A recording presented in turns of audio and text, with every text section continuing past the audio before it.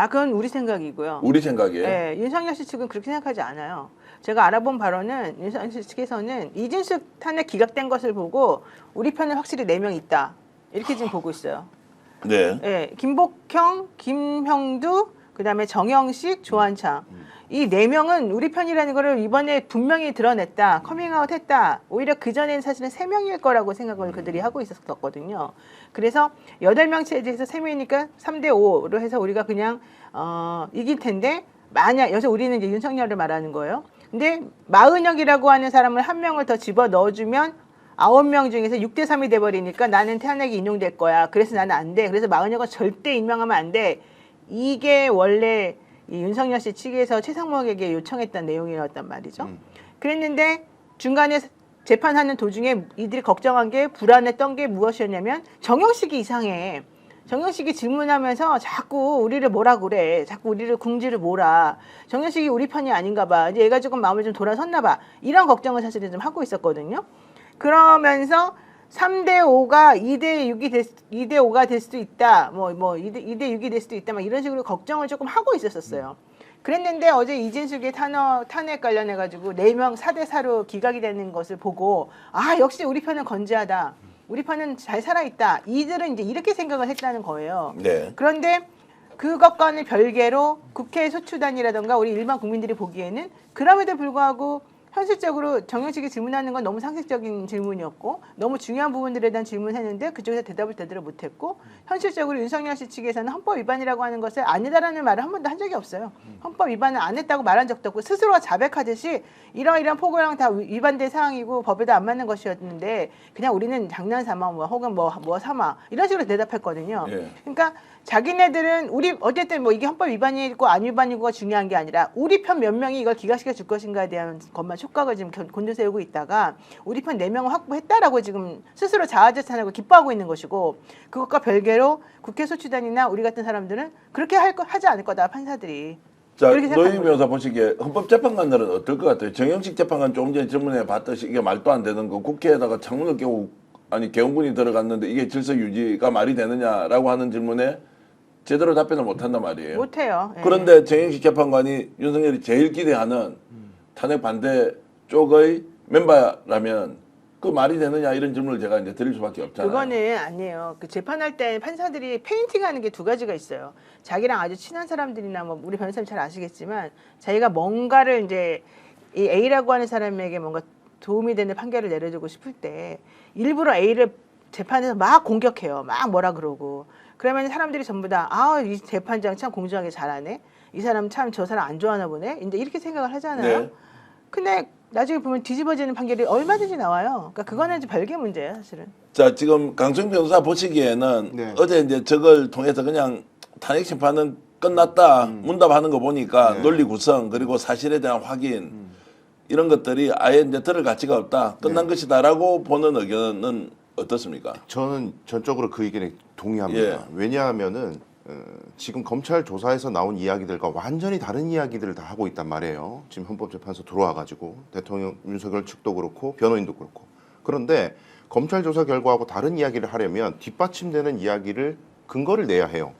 검찰도 기소를 하면서 아무 근거 없이 한 게 아니라 예를 들면 자 군인들 간에 카톡방이 있었습니다. 군인들 간의 카톡방에 지금 계엄 해제가 임박했다. 이제 안 되겠다. 3명만 빨리 체포해. 우영식, 이재명, 한동훈 빨리 체포해. 이렇게 바꿨어요. 중간에 방침 지시가 내려왔고 그걸 전파하는 카톡이 물증으로 증거로 나가 있습니다. 그렇다면 자기들이 지금 대통령 측이 윤석열 측이 얘기하는 아유 우리는 국회의원 끌어낼 생각이 없었고 그냥 질서 유지하려고 한 거고 내란 목적 없다라는 거하고는 정면으로 배치되는 건데 그럼 해명을 해야 되잖아요. 그런 게 왜 나갔는지. 그러면 윤석열의 말대로라면 그 군인도 혼자서 오버한 거다. 정신 나가서. 난 그런 거 시킨 적도 없는데.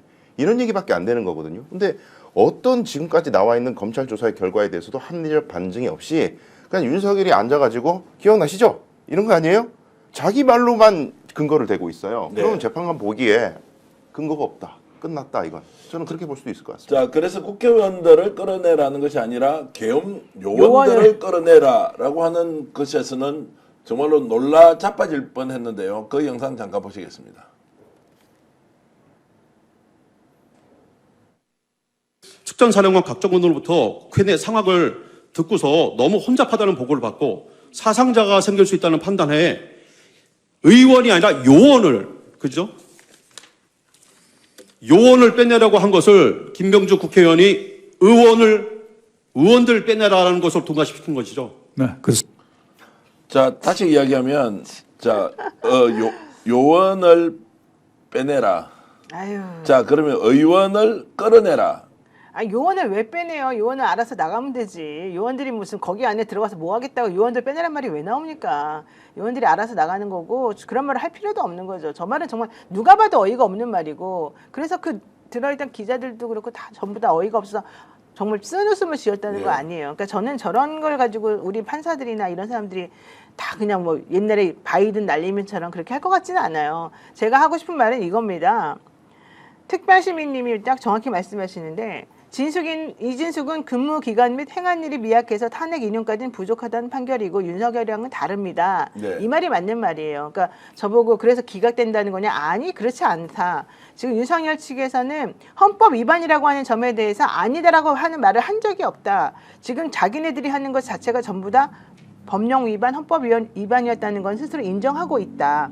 다만 우리가 이 헌재 재판관들이 무조건 탄핵에 찬성할 거라고는 믿지 말고 현실적으로 그분들이 이진숙 탄핵과 관련해서 행한 행동을 보고 윤석열 씨 측에서 이건 윤석열 씨 측에서요, 여러분. 윤석열 씨 측에서 아전인수격으로 우리들을 도와줄 사람은 4명이 확보되어 있다라고 생각한다는 것뿐이고요. 네. 그거 이외에 이제 마은혁 재판관은 당연히 빨리 임명이 돼야 될 것이고 그 마은혁까지 임명이 돼가지고 이 윤석열 탄핵에 관련된 내용을 법리적으로 따져보게 되면 아무리 판사가 저쪽 사람이라고 그러고 아무리 저쪽 사람을 도와주고 싶다 하더라도 그것을 받아들여 주기는 너무 애매해요. 그래서 저는 인용은 될 거라고 생각하지만 마은혁 판사가 일단 임명이 되는 게 첫 번째 중요한 것 같고 분위기가 점점 마치 이 탄핵이 되면 안 되는 것처럼 돌아가면 안 돼요. 그래서 그런 것들을 조금 만들어놔야 된다는 생각이에요. 자, 일단 법률가의 위치에서 보면 어제 네. 이제 저런 내용이 결국 8대 0이 될 것이냐 아니면 마은혁 재판관까지 임명이 되면 아마 이제 설 이후에 임명이 될 가능성이 높단 말이죠. 그러면 9대 0이 될 거냐 8대 1이 될 거냐 이제 이런 부분에 대해서 네. 자, 어떻게 전망을 하세요? 저는 개인적으로 소수 의견을 헌재가 안 내리라고 생각해요. 안 낸다. 예, 왜냐하면 실제로 소수 의견이 있다고 하더라도 다른 견해를 가진 재판관이 있을 수 있습니다. 박근혜 탄핵 당시에도 실질적으로는 소수 의견이 있었다고 알고 있어요. 그런데 공식적인 결정에는 반대 의견을 내지 않고 만장일치로 결론을 내렸던 이유가 이게 아무리 소수 의견이라고 하더라도 헌재가 그 소수 의견을 열어주게 되면 지금 이제 준동하고 있는 극우 세력과 난동 세력들이 그걸 타고 불복종 운동으로 갈 수 있다는 거예요. 그리고 헌법재판관 중에서도 정신 차리고 있는 사람이 있네. 봐봐 우리 말이 맞잖아. 헌재 불복하자. 때려엎자. 이렇게 갈 우려가 있기 때문에 이 지금 난국상과 온갖 갈등상을 사회적 갈등을 봉합하는 책무가 헌법재판소에게도 있다는 것을 고려하면 비록 소수 의견이 있다 하더라도 이번에는 우리가 열심히 평의해서 되도록이면 재판관 만장일치로 결정하자. 그렇게 판단할 가능성이 저는 아주 자, 높다고. 노영희 변호사는 어떻게 보세요? 실제 이제 저게 우리 탄핵 이제 인용이냐 뭐 그다음에 기각이냐 결정을 지금 뭐 이제 뭐 2월 말 3월 초 뭐 이렇게 이제 예상하고 있는데 만장일치로 결정날 가능성이 높다고 보십니까? 아니면 여전히 유동적이다? 저는 만장일치까지는 제가 확정은 못하겠고요. 예. 만장일치될 가능성이 높다. 높다, 예. 하지만 실제 한두 명 정도는 반대표를 던질 수도 있다. 근데 이제 그렇다고 해서 탄핵이 기각되는 건 아니니까 저는 네. 탄핵은 인용될 거라고 본다. 이게 이제 제 생각이고요. 다만 이제 정영식, 김영두, 조한천, 김복형 이분들도 뭘 생각하냐면요. 아까 말씀하신 것하고 똑같은 뉘앙스이긴 한데요. 만약에 이거를 탄핵을 기각시켰을 때 어떠한 후폭풍이 대한민국에 벌어지겠는가 이것들을 다 생각해요. 판사들이. 예. 그래서 예컨대 지금도 봐봐. 서부지방법원에 체포영장, 뭐 구속영장 발부하는 거 가지고 그 난리를 치고 법치를 지금 무시하고 있는 사람들이 이렇게 득세해서 난리를 치고 있지 않습니까? 만약에 탄핵이 기각되어 버리면 윤석열 다시 되돌아가가지고 그동안 했던 모든 것들을 다 뒤집어 엎고 자기가 그동안 했던 모든 것을 다 정당화시키고 다 명분을 다시 새롭게 세워가지고 자기네들이 잘했는데 이 대한민국의 좌빨과 공산당들과 이상한 유튜버들이 자기를 이렇게 만들었다고 분명히 얘기를 할 것이고 그걸 가지고 분명히 또 이들은 뭘 하겠습니까? 사회를 혼란시키고 정말로 제2차 비상경까지 나올 수도 있는 거예요. 근데 그러한 상황 자체를 그러면은 헌법재판소 재판관들이 대한민국은 그렇게 나가도 된다라고 생각할까요? 저는 그렇게 보지 않아요. 그래서 이 헌법재판소 재판관 지난번에 말한 것처럼 8명이 다 8대 0으로 한 것은 혼란을 막기 위한다는 네. 측면이 되게 많았어요. 그래서 이번에 저는 헌법재판소 재판관들이 정말 정상적인 사람들은 물론이고 정상적이지 않다고 생각하는 일부 보수적인 사람이라 보더라도 이렇게 대한민국에 가서는 안 된다. 이 사람에 대한 탄핵을 기각시켜서 이 나라를 더 완전히 미친 사람들의 득세하는 장으로 만들면 안 된다. 이 생각은 분명히 할 것 같아요.